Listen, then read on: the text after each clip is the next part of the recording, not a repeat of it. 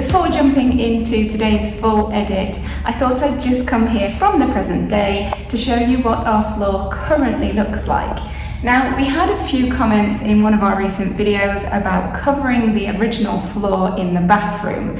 So I wanted to show you what this floor looks like right now, because this is the beginning of a bit of a flooring saga. So before you jump to too many conclusions when you see what happens next, bear in mind that this is currently what our floor looks like.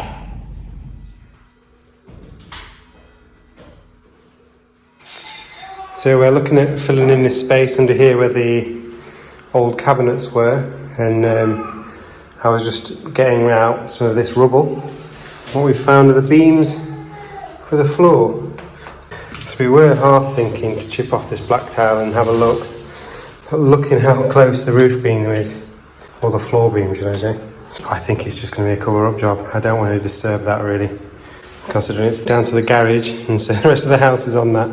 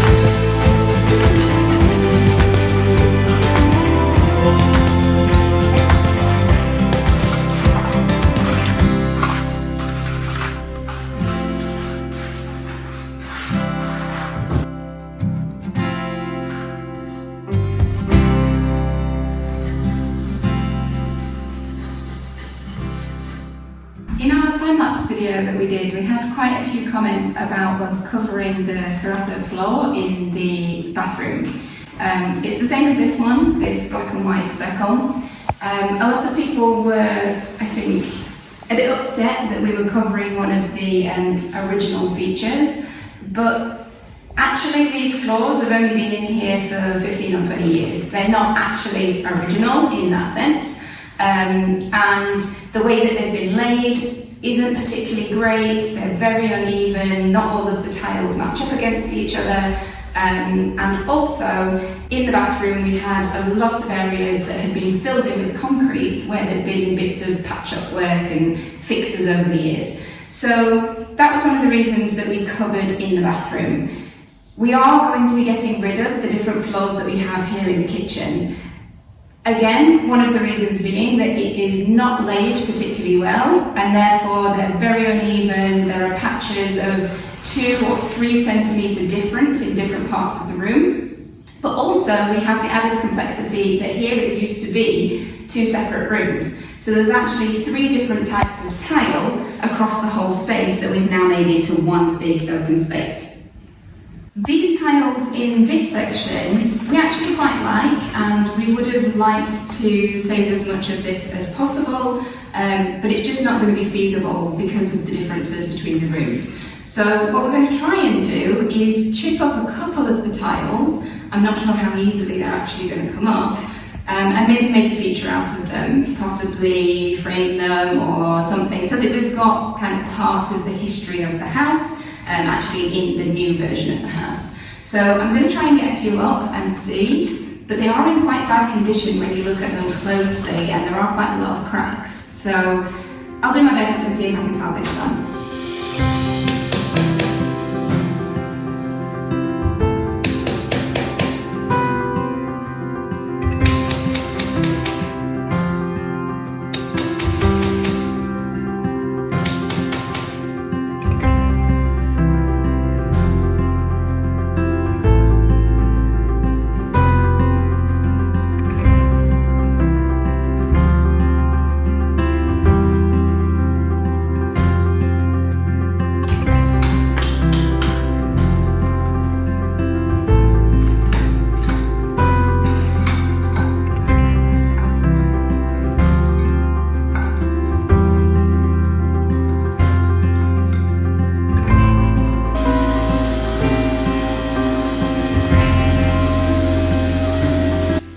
These are coming up relatively easily. A lot of them are coming up damaged as they do so. So some are either cracking completely or it's chipping away at the corners.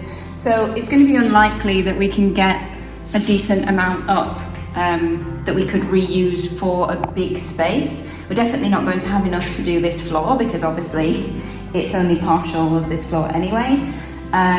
So I think rather than create a whole load of extra problems for ourselves by taking it all up and potentially finding lots more big cracks like this underneath that would need to be fixed, we're going to go with our original plan, keep a few of these aside and make a feature out of those and just cover this all back in. It's unfortunate because it means we've got to lose these tiles, but we'll have a little bit to show the memory of them.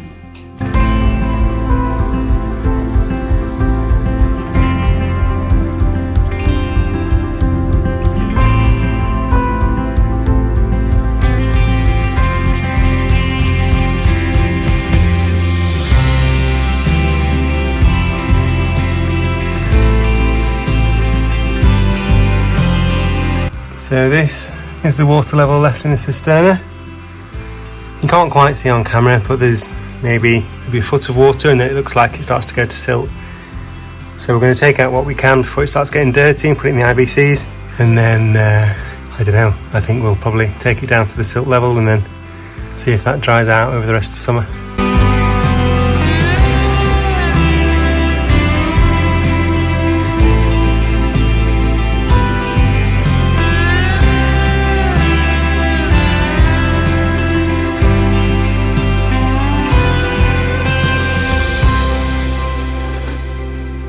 The water that we've got saved in these IBCs is getting quite low, and it means that it's not strong enough to pump the irrigation. So we're watering that by hand from one of the other IBCs at the moment, and we want to try and get as much of the water out of this cisterna over into this IBC as possible. Ideally, what we'd like to do is empty out the cisterna completely, because then we can actually clean the bottom of it and get rid of all of the silt. That's not a job that we're going to do today because it's really hot and we don't want to be sweating at 35 degrees at the bottom of the cisterna while we clean it. But if we can get all the water out, then it means that we can save as much of that as possible and use that to get on with more watering jobs on the land. You can see the water that's coming out now is not as clean as the water that's been coming out before, and that's because we're getting to the bottom of the cisterna, so that's where all the silt sits, and the pump is mixing up some of the silt into the water as it's pumping it out, meaning that the silt's ending up into the IBC. So you can see it's a lot more murky now. We took out maybe 400 litres, something like that, but on the edge there you can start seeing now there's silt breaking through the surface and the pump's just really struggling to get this last little bit up.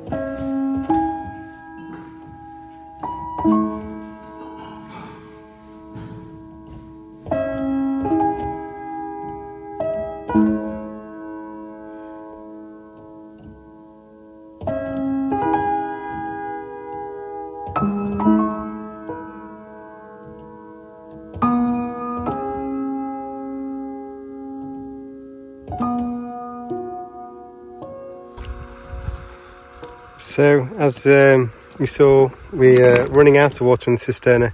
We've still got at least 1 cubo full, but when we're doing the runs now, we're just filling up 2 of these from the water fountain, and they should do maybe 4 or 6 trees, which is about half of what we've got. And I think through August we'll do this just to see us through the hottest part, and then hopefully we get some rain end of August.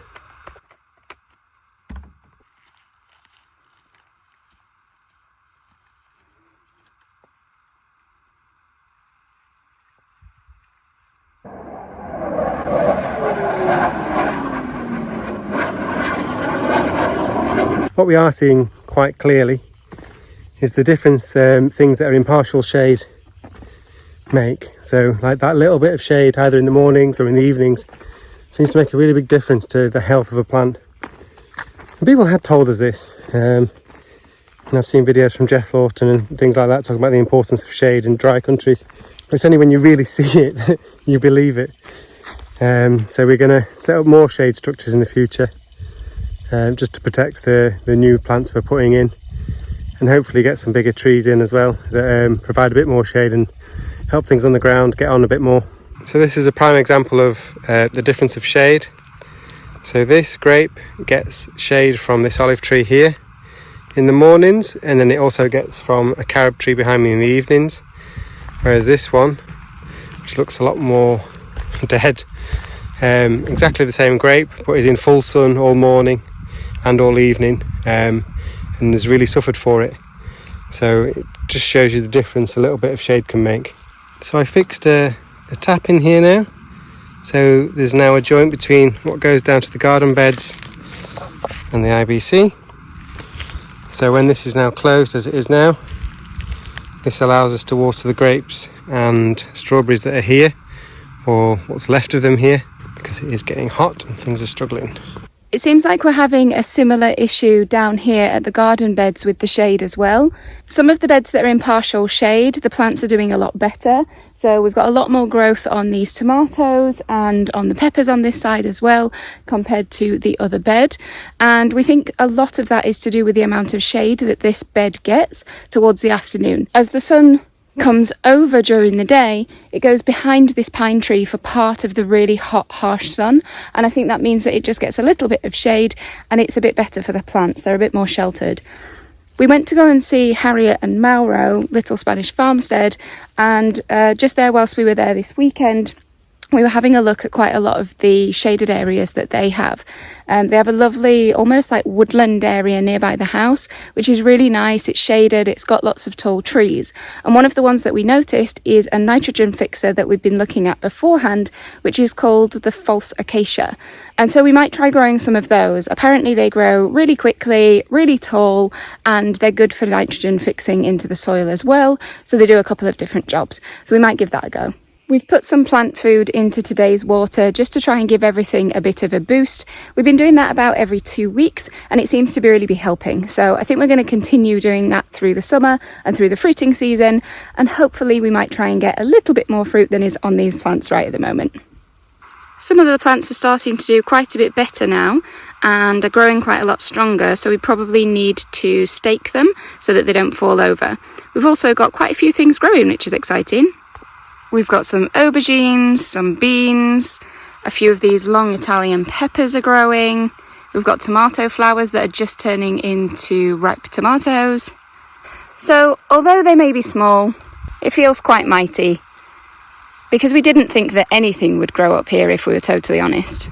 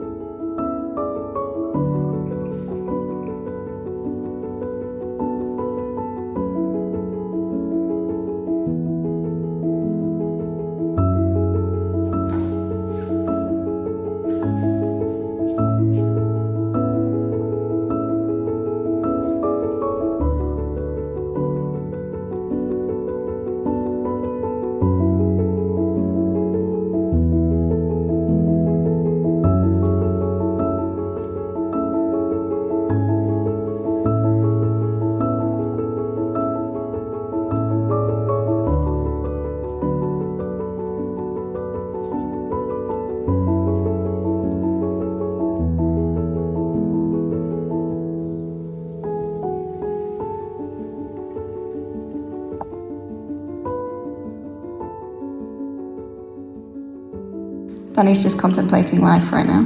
I was just saying that the difference in height is actually a little crazy. Like we're going up to that level there, but then this, like, it's so high in terms of the amount of material we've got to pour, and then the stuff over there as well. We were just talking about like the weight of the material on the beams, but in reality, when we took out this wall, it was probably nearly a ton's worth of rubble. So, you know, we're putting in less than that in terms of self-leveling concrete, so it should be okay. And all that's going to be evenly distributed around the room rather than all weighing on that one central point. So, I mean, I just said, imagine you had a party in here with 20 people, you wouldn't think twice about that weight. So I think I'm just surprised at the difference, and then what that means in terms of volume is, I just wasn't expecting it to be such a large volume, but I guess it is what it is. And then we're also saying that we're a bit unlucky in the sense that the highest points at the edges of the room are away from the doorway. So when we're pouring it, everything's going to want to drift towards the doorway, which is where the last bit we want to do really, because that's where we want to leave the room. So I guess we're just going to start in the corner and see how much it runs to level. I think you've got a bit of play with it, so we'll probably start over here and then come round and then try and get out the door last, but I suppose see how it goes.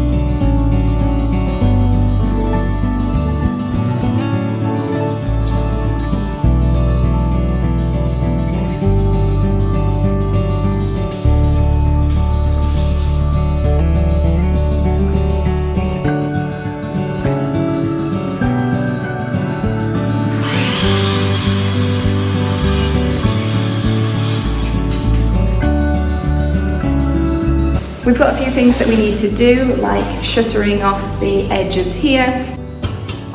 That's not bad. We're not going all the way down the hallway with this pour, so we just need to make sure that it doesn't just run away and end up halfway down the stairs and into the street. And then pouring is tomorrow's job.